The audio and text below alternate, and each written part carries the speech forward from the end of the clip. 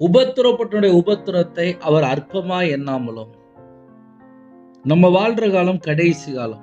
இந்த கடைசி காலத்திலே ஒவ்வொரு குடும்பத்துக்குள்ளேயும் பல உபத்திரத்தின் மத்தியிலே கடந்து போயிட்டு இருக்காங்க. அந்த உபத்திரத்தின் மத்தியிலே கடந்து போகும்போது என் ஜெபத்துக்கு பதில் வருமா?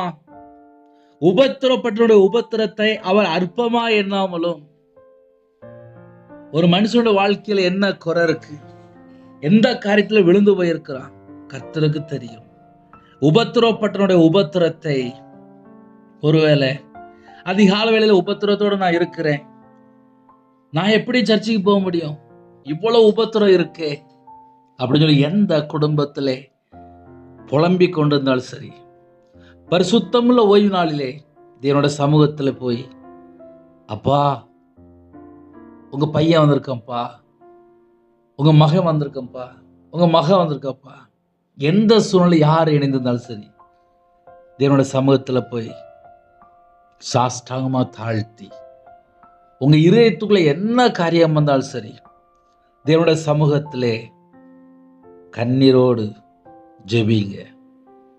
உங்க இதயத்துல அந்த வேதனை, கவலை, அந்த துக்கம் எல்லாம் மாறிடும். தேவனுடைய சமூகத்துல போகும்போது, தேவனுடைய பிரசன்னத்துல இருக்கும்போது நம்ம குடும்பம் ஆசீர்வதிக்கப்படுகிறது. நம்ம வாழ்க்கையில நம்ம எங்க குறையா இருக்கிறோம் கர்த்தருக்கு தெரியும்.